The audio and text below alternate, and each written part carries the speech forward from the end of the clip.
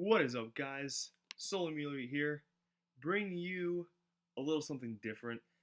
Instead of a showdown live, today I got more of an informative video for you guys. This is going to be regarding the Aegislash suspect test that has been going on recently, and just about a day or two ago, the actual suspect test ladder is gone. And now, until Friday, you are able to vote on whether to keep Aegislash in Ubers or bring it down into OU.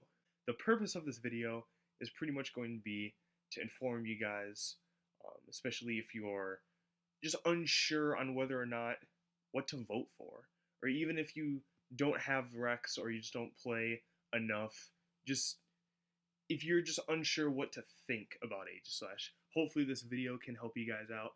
I'm going to try to have this more fact-based and less bias, but, we'll do what we can.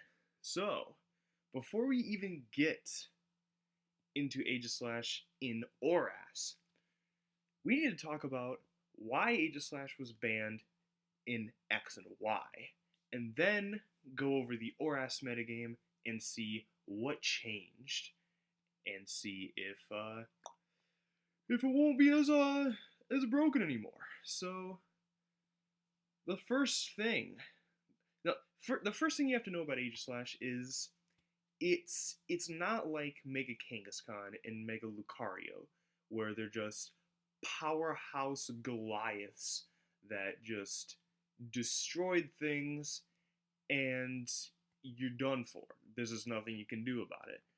Aegislash is not that kind of sweeper, amazing, godlike guy that does things.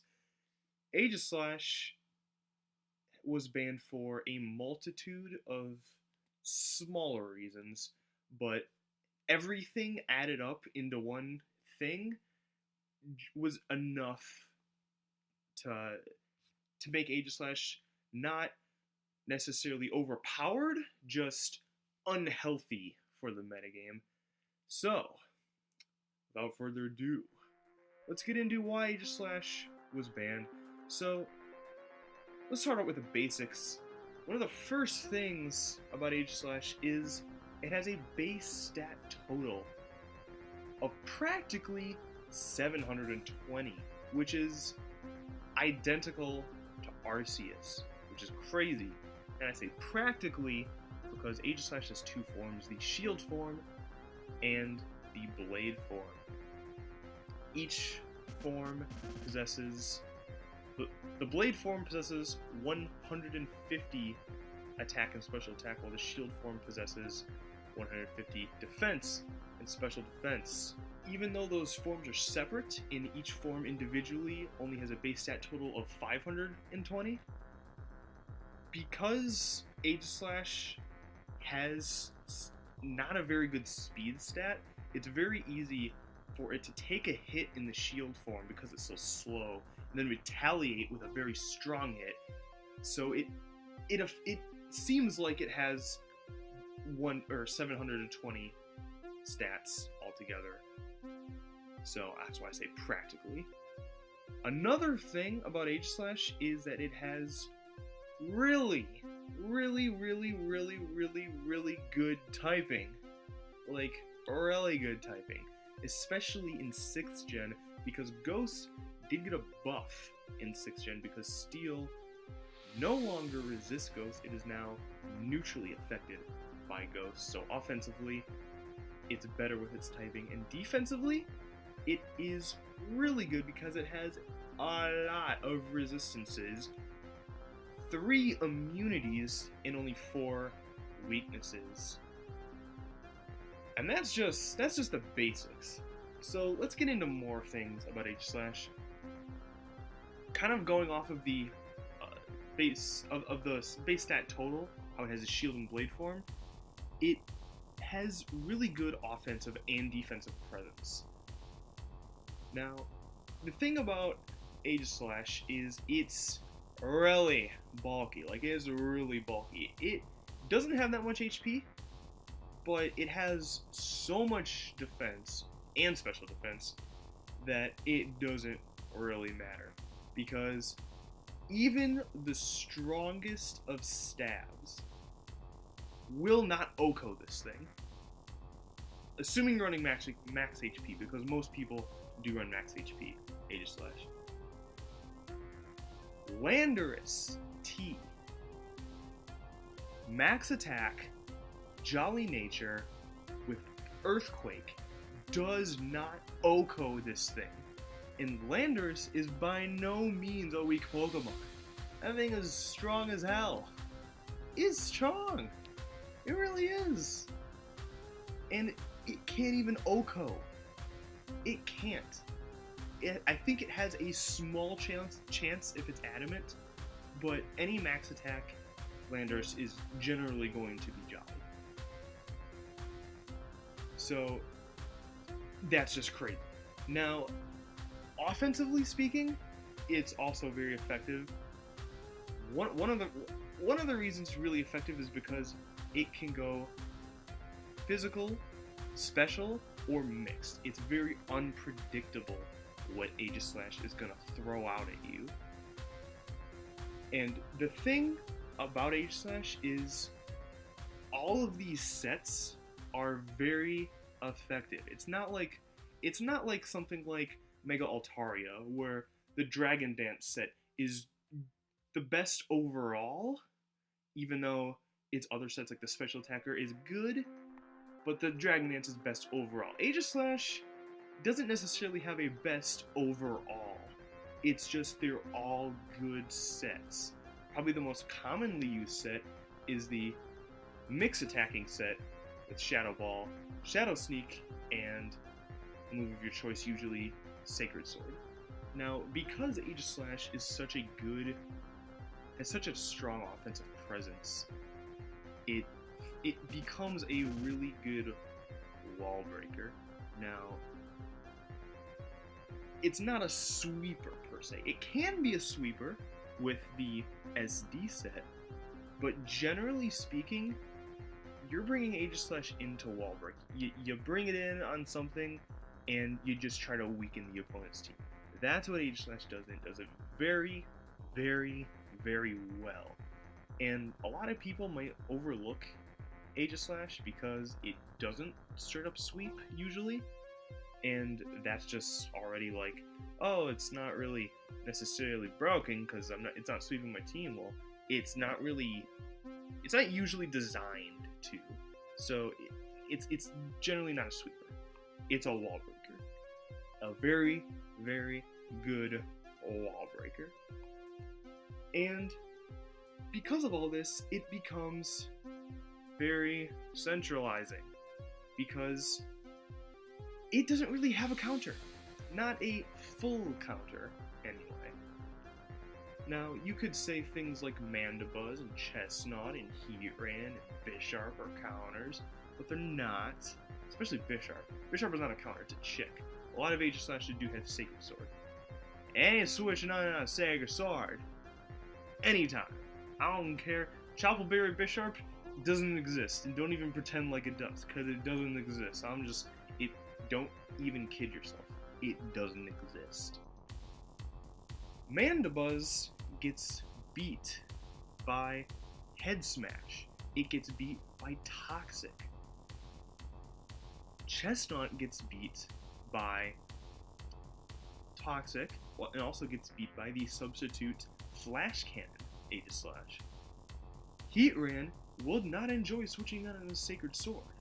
All of these quote-unquote counters can be beat by other sets. Not gimmicky sets, actual viable sets.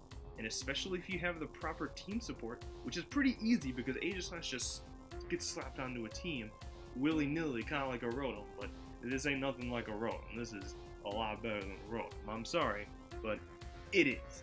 So that ain't too hard to do. And it becomes centralizing because of this, because people are using Pokemon that don't have that much to offer outside of quote-unquote countering Aegislash, even though you don't really counter Aegislash. Mandibuzz didn't really get hardly any usage after Aegislash got banned in X and Y. But while Aegislash was there, it was getting used just because of Aegislash. And even then, it doesn't counter it fully anyway. Now, all of these points are all a thing. They're all fine and dandy, but probably the icing on the cake for this is King Shield. Now, if you don't know, King Shield is a move that is exclusive to Aegislash, and it acts like a protect. Only statuses can pierce it, and if someone hits you with a contact move when you use King Shield, their attack lowers by 2 stages. Also, this is what brings you back into your shield form, too. Now, the problem with this is it creates a lot of 50-50s. It makes a lot of things very luck-based. It's like flipping a coin for the match. And there isn't much competitive... there isn't a very big competitive nature in flipping a coin. Especially when a lot of Pokemon and a lot of moves that can deal with Aegislash or at least damage it heavily are physical contact moves, like Tyranitar's Crunch, knockoff. A lot of things can get knockoff, but that's a physical contact move, and even though most things aren't killing with knockoff, the fact that King Shield just drops your attack makes it just that much harder to deal with. Especially with leftovers, just bringing Aegislash's HP, back up over time. X and Y, 6th Gen already has a lot of 50-50s involved. Aegislash just brings more 50-50s to the table, thus making the metagame more luck-based, which ruins the competitive spirit of things. Plus all the other reasons listed doesn't help at all. There wasn't really anything healthy about Aegislash. It was just unhealthy. There were some things, like it did check things like Gardevoir and Heracross and blah blah blah, the Mega Forms. But having those around without Aegislash to check them is better than having Aegislash around, basically. So with all this in mind, why would Smogon want to have a suspect test to consider bringing Aegislash and OU? What was the reasoning behind this? There's only really one reason, but it's a very strong reason, and that is because ORAS introduced even more offensive threats. Things like Salamence have already been banned, but right now there are, what I like to say, 3 offensive gods in OU right now. Mega Altaria, Mega Metagross, and Landorus I. Aegislash was being suspected because it effectively checks 2 out of the 3 offensive gods, being Mega Metagross and Mega Altaria. Now, the thing about this is, while it does check these 2 gods that are also over-centralizing to an extent, while it does check those, what happens when people stop using those 2 mons? Because then, what else does ORAS have to stop Aegislash from being unhealthy, just like it was in X and Y? Because without these 2 Pokemon here, there must be something else, or else it's going to be the exact same metagame that is undesirable and we do not want. And the problem is, there really isn't anything new to stop Aegislash from being unhealthy. In fact, one thing about Aegislash being an OU is Landorus, becomes even better. Because it is one of the few things that can actually OHKO Aegislash without having to worry about King Shield. Because it's a special attacker, and it has Earth Power, Sheer Force, Life Orb. It is like a truck. Granted, it's not a counter to Aegislash, it's still a very effective check. Landorus wasn't exactly made to counter anything, it just rips things to shreds. And Aegislash is just another Pokemon that's going to be used a lot that it can rip to shreds. Now, the only thing I could say that is some sort of positive from ORAS to help with Aegislash are a few checks, but that's all these additions are checks, and that they're in the form of Mega Lopunny, Mega Sharpedo, and Mega Sableye.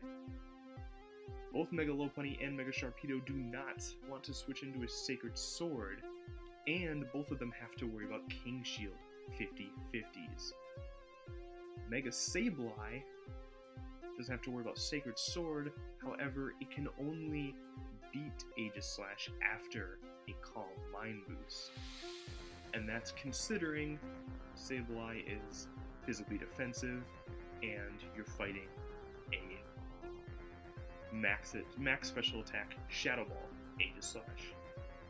Because especially defensive Sableye, like fully specially defensive, might not be quite as good outside of Aegislash. So there's that. So basically, there's no counters, there's no real reliable answers to Aegislash in ORAS. Which is why I personally believe that Aegislash should stay in Ubers. Now, to wrap up real quick, just to sum things up, a quick little bit of little thing. The reason Smogon wants to suspect Aegislash was to check two of these three offensive gods, being Mega Altaria and Mega Metagross. The only problem with this is, once people stop using them, what stops Aegislash from being the unhealthy, centralized Pokemon that it was in X and Y? The problem is, there's not enough things in ORAS to stop that from happening. So that's my time for this video.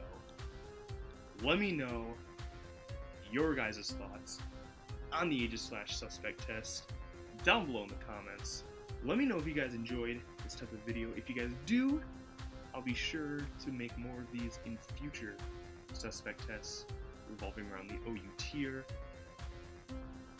So, yeah, I guess I will see you guys in the next video. Later!